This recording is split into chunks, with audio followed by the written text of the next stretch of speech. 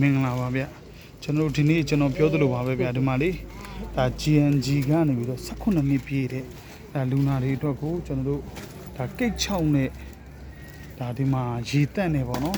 ကျွန်တော်အမြဲတမ်းပြောသလိုပါပဲဗျကျွန်တော်တို့ကထမင်းနေစဉ်ဝေးတာပေါ့နော်အဲ့လိုပေါ့တကယ်လိုအပ်တဲ့ဒါဆေးရုံတွေမှာဒါမုတ်ချိုတိုပါမုတ်တိုကော်ဖီမေ့စ်တိုဒါကွတ်ကာဥတို့ပေါ့နော်ဝေလို့ရတယ်ဆိုတဲ့အကြောင်းတစ်ခုပဲဗျဘာပဲဝေခြင်းတော့တစ်ခုပါပဲတာဝန်ခံများနဲ့ဆက်သွယ်ပြီးတော့လှူဒန်းပေးပါဗျကျွန်တော်တို့ဒါ GNG ရဲ့ဒါ18နှစ်ပြည့်အလှလေးလည်းဖြစ်ပါတယ်ဗျဒီမှာမုတ်လေးပေါ့နော်ဒါမုတ်လေးတွေပါဗျဒါဒီမှာပေါ့နော်လူနာတွေအတွက်ဒါအဓိကထားပြီးလှူဒန်းပေးနေတာပါဗျဒါသူတို့တော့မလာပါဘူးဗျဒါတာဝန်ခံကပဲဒါဝေငှပေးနေတာပါ